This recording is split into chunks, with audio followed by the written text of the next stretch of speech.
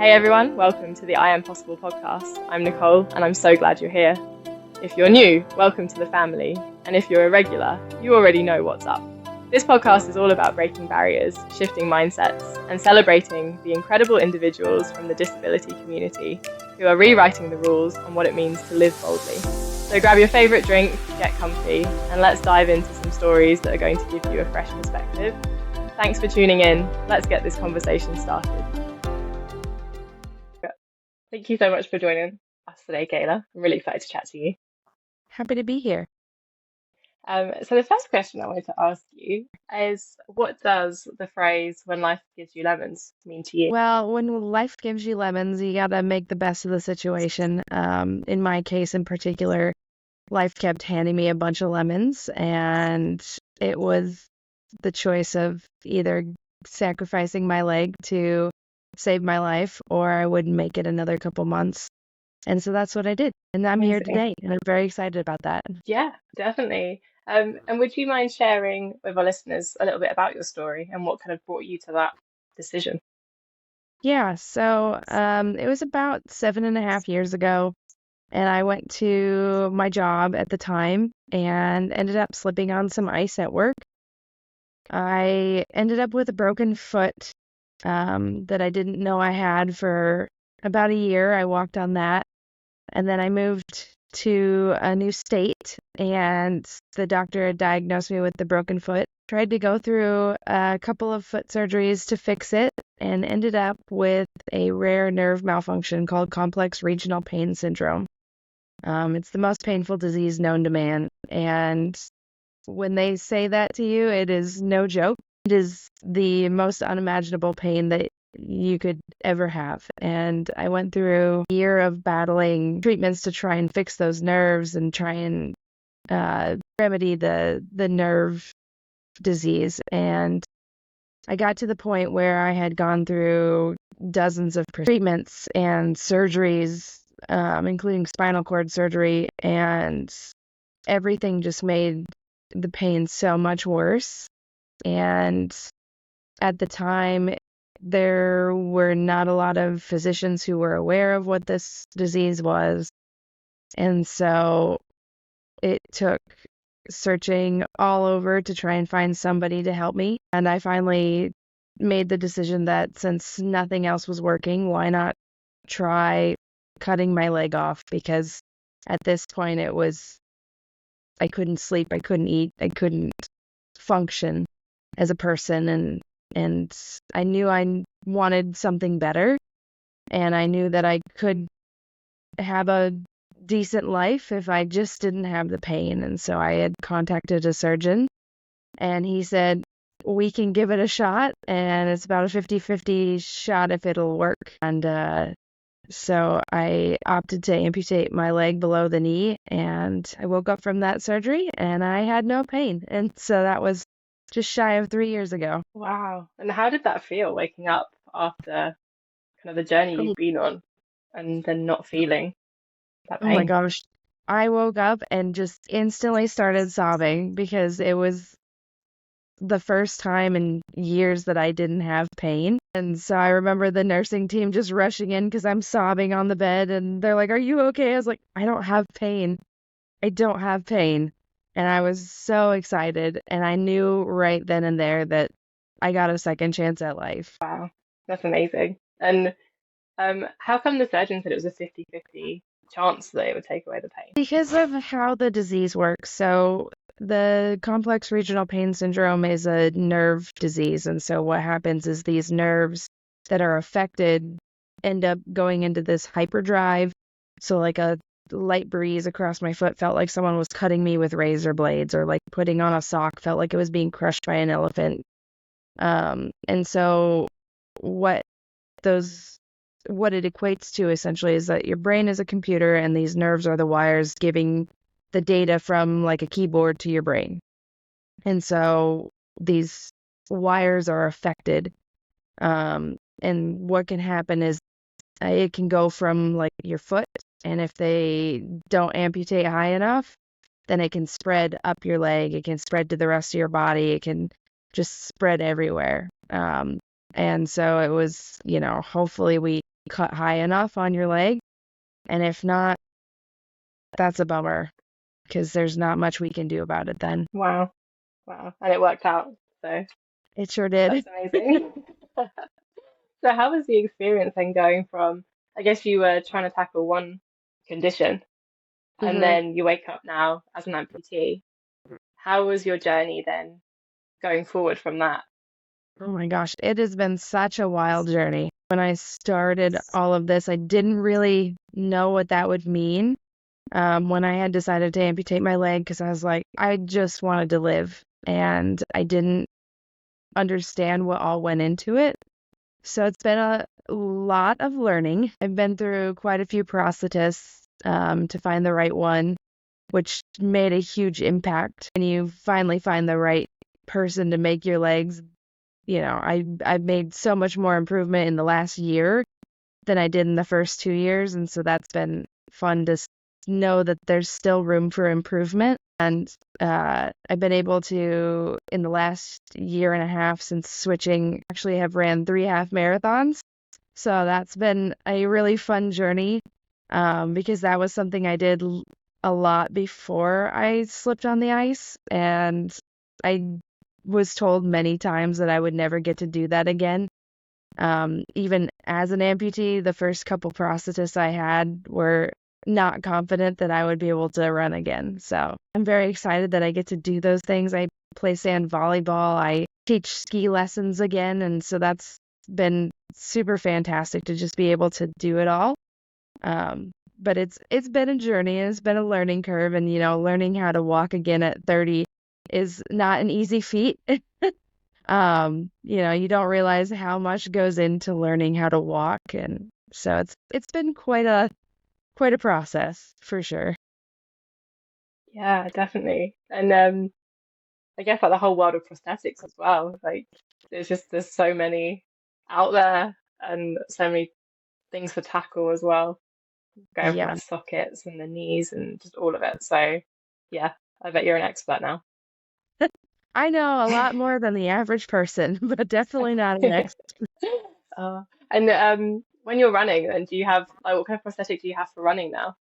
I have a running blade, and so that's been really a fun experience. I started running on what they consider like a high activity foot, and it was like driving my knee into concrete, but I still did it because I wanted to run. Since getting my running blade, I mean, I've put well over 1,000 miles on that one blade in less than a year. Um, and just the fact that I can do it and feel comfortable and confident that I can run for miles and miles is fantastic. Yeah, that's awesome. And is there anything else that you've tried that has surprised you since you started this journey? Um, I have been a lot more accepting of trying new things. So like I went skydiving last year for the first time ever because I was like, why not? I'll try it. Um, so I've done that, and I sand volleyball is something that I had never played before. I had played indoor volleyball for a long time growing up, and the sand volleyball was actually the first sport I picked up after losing my leg. Because I convinced myself that if I could walk through sand, I could do anything. Um, so that's been fun too. That sounds really nice as well. Like I'd love to give volleyball a crack. I haven't actually tried it. Um, but yeah, you're inspiring me to give it a go. Yeah, it's a ton of fun. It was fun. And obviously for some of the people that are listening, they won't understand why I asked around like the quote of when life gives you lemons. But I was referring to your TED talk that you did. So Yes. how did you get into motivational speaking? That is such a fun question because when I started this, I didn't think that my story would be impactful. When I first lost my leg, I didn't have a lot of support and I was very isolated. I lived like 15 hours away from my family. And so I did a lot of stuff alone. And so I started a support group out here. And I was meeting in the first time that we met as a group. There was a news reporter that came and showed up, and he did a wonderful article about the support group, and I got such an amazing response from this community. I had quite a few people who called me and said, thank you for sharing your story, because, I went through something not the same, but uh, similar, and they were inspired, they were motivated. It helped them understand that there's other people out there living with chronic pain. I had several people with the same kind of nerve condition call me, and they were able to ask me about my journey and where they could, get more resources about if amputation was right for them. And I started thinking about it, and I was like, you know what? If I touched that many people with just this small news article, I wonder if sharing my story on a larger platform would be a good idea. And so I was probably 6 months post-op, and I applied to do a TED Talk, and I got selected, which I didn't think I would, because they only pick roughly a dozen people for each of these events. And so Oh, it was very humbling to be chosen to speak among all these amazing people. And I got to share my story in a way that was impactful to not only me. It was a very healing experience for me, but it's been wonderful to share and learn from other people by sharing my story. yeah, definitely. Yeah, I watched the TED Talk and it was so Yep. impactful. I think um and being able to articulate to people that don't have an experience of disability, the journey that you go on is really, really important and impactful. Like, it's such a vulnerable thing as well, right? Like being able to stand up in front of a group of people and share those like really intimate experiences. Like, how did you find that? I was so scared because I mean, it is very vulnerable, because over the last 3 years, I've learned that that's not something that most people do, is they don't share their story. Um, and it is very vulnerable when you get on that stage and you're sharing the most intimate parts of your life and your highs and your lows. And it's something that, while you're on stage and you're sharing these experiences, and it's scary, because there are still people out there that are going to judge you and look down at you for being different. But when you share your story up on that stage, you'll find that the people who are truly listening to your story are the ones who really care. So it's been very healing for me to share those stories over and over again, and know that, like, I can help people with it. Yeah. And how have you found it kind of moving into, I don't know how you'd label it, but like I call it like a limb different community. Yeah.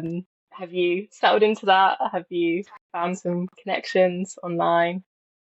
Oh my gosh, it's been fantastic. I didn't realize that there was such a large community of people living with a limb difference. And when I started the support group, that was kind of my first introduction to the community. It started because I needed support, and I was like, well, I can't be the only one who needs support. And sure enough, there was people who showed up, and you know, they had wildly different stories from what I did, and we were able to talk about all of our experiences, and it kind of opened the door from there, introducing me to so many more organizations and people that are just out there trying to help this community. And I mean, I've made so many new friends and connections in this world, across the world and even across the street. And so it's been a really fun journey, getting to know all these wonderful people and hearing all the stories. Yeah.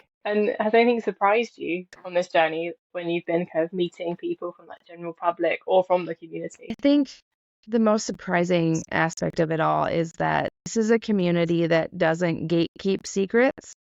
I found, like, when I had CRPS, that was a community of people who kind of kept to themselves. They kind of kept their secrets. They didn't really want to share a lot about what helped them or what journey they were going on. They kind of just stuck to their little corner, and then going from there to the limb different community was vastly different. I mean, everybody shares every little bit of information. We're just out here trying to help each other. I mean, I've been able to share like bits and pieces and devices and like try out things with other people. And so it's been fun that way. Yeah, yeah, definitely. I always get messages like, how do you put your hair up? And I'm like, yep, sure. Yeah. Like, send you a video quickly. I'm open to any questions. Oh, yeah. So I'm glad then. I'm glad that you had a good kind of introduction to the community as well, because it is a really lovely place to be. Yes, absolutely.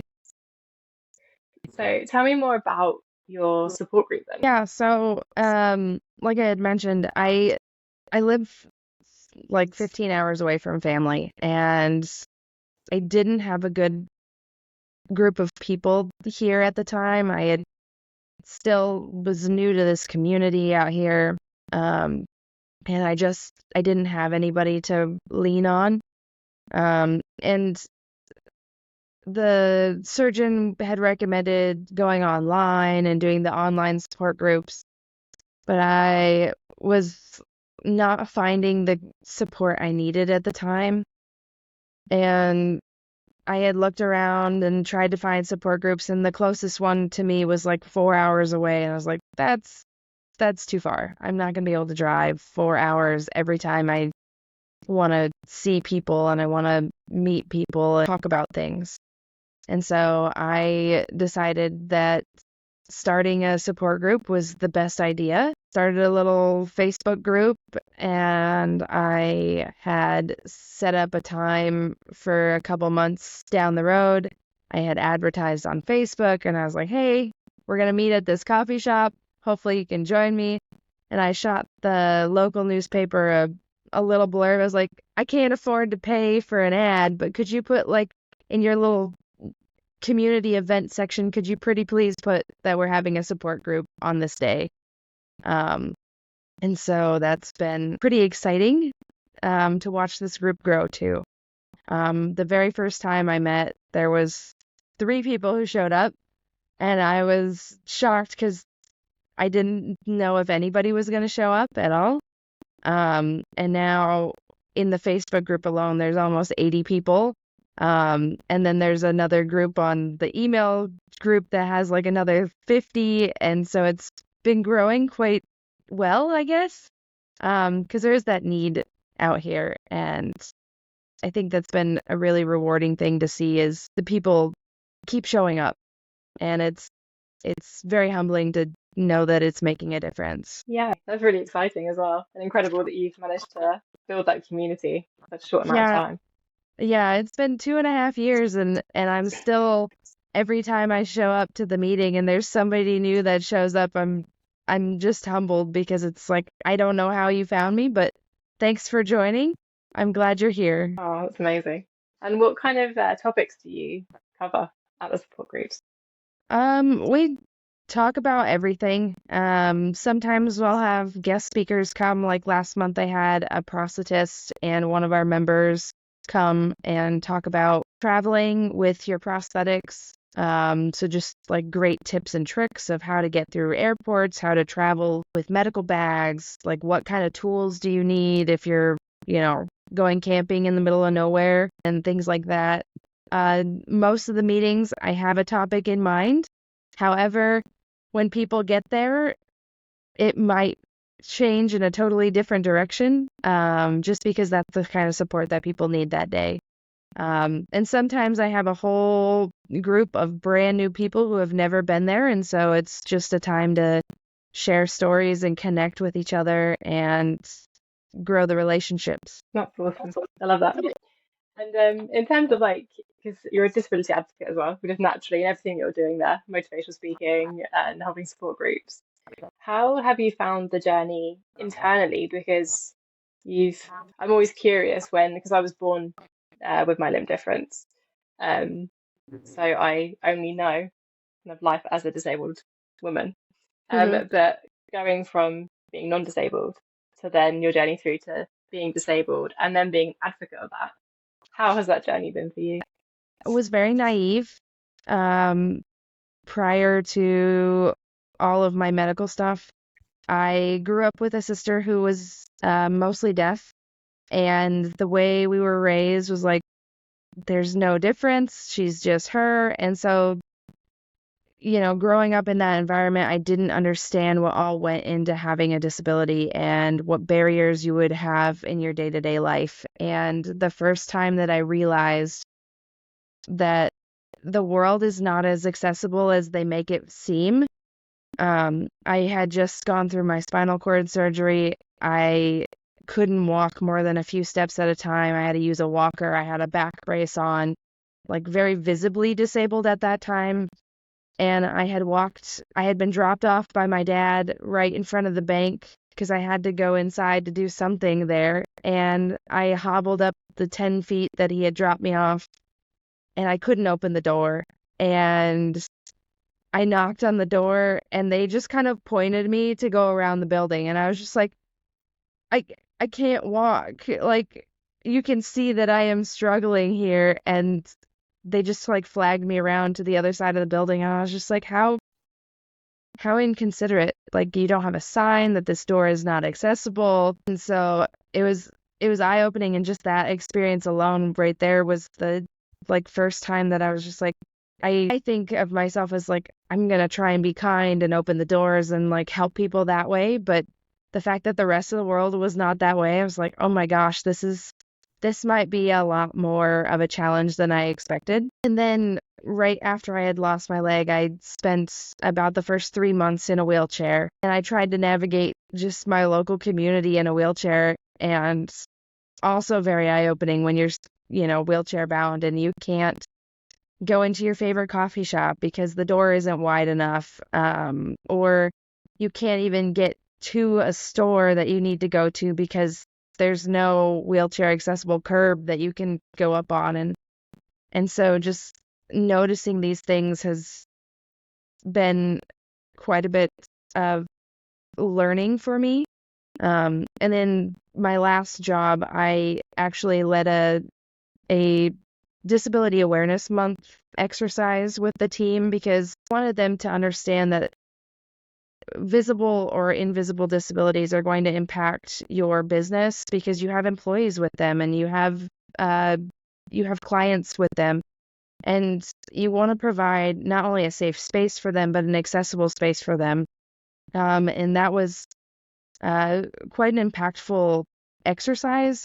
We had people that were in wheelchairs for the day. I have a knee crutch that simulates life with a limb loss. And so I was able to like have them use that all day, and they realized like, hey, my building is not as accessible as I thought. And so it was really a powerful experience for not only myself of like, okay, here's how we're going to educate people and work on, how do we provide a safe space for people with PTSD? How do we provide more wheelchair access? But it was impactful for the people that I led the exercise with because they were able to say, okay, this is space where I need to improve on, rather than just going through the exercise and going, okay, yeah, that was good. But they were able to actually make some positive changes from it. And so just been pushing forward and trying to make the world a little more accessible.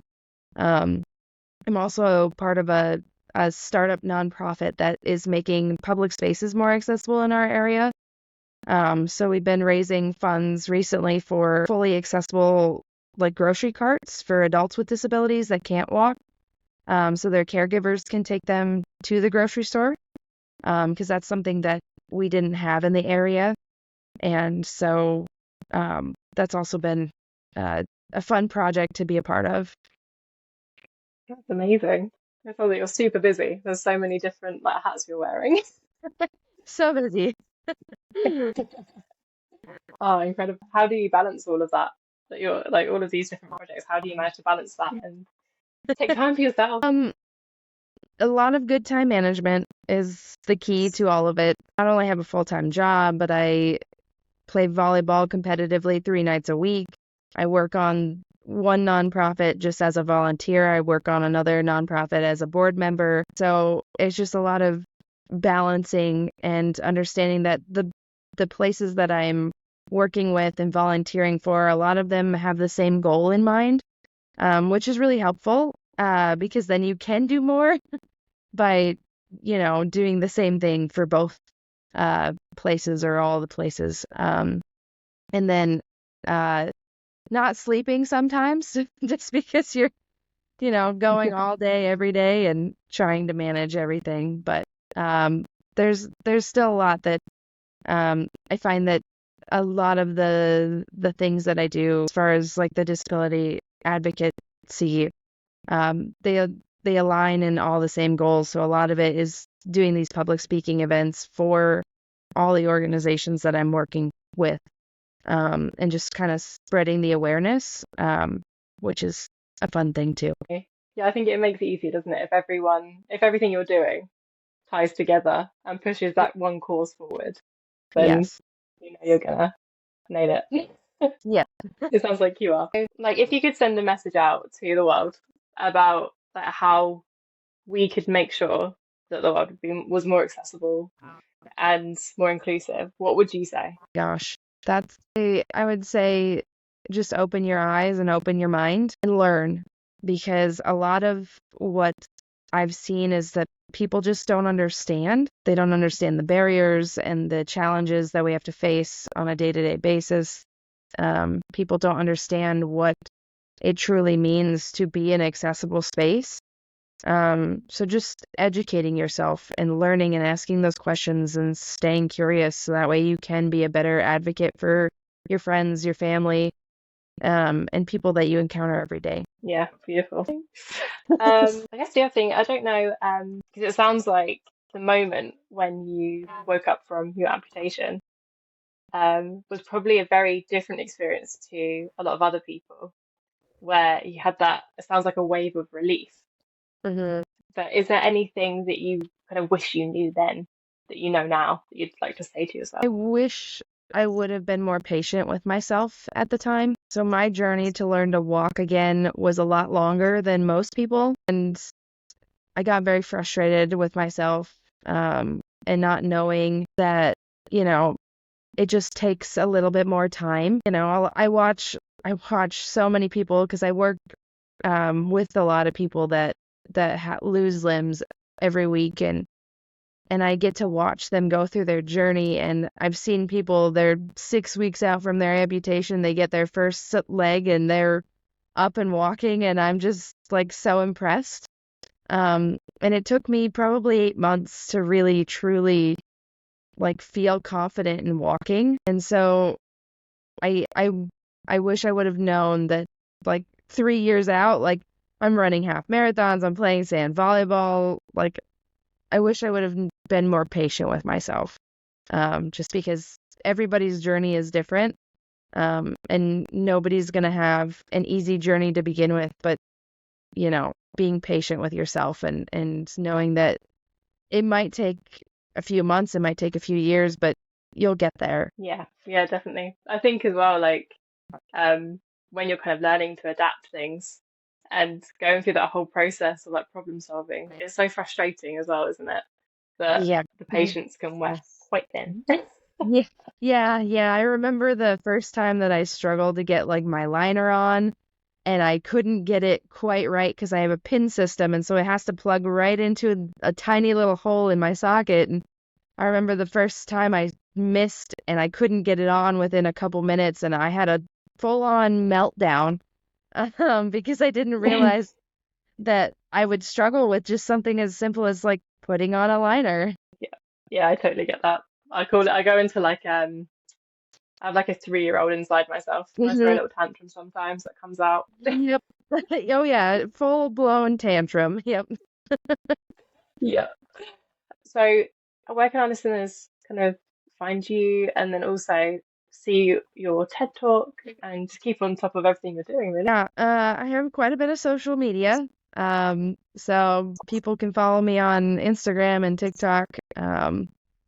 So I share my TED Talk on both platforms just because that's an easy place to share it. But there are enough news articles out there that I'm sure people can find my information too. Well, and we'll tag you as well in all of our content so that people will be able to find you super easily. But Fantastic. thank you so, so much for your time, Kayla. It's been so great to chat to you.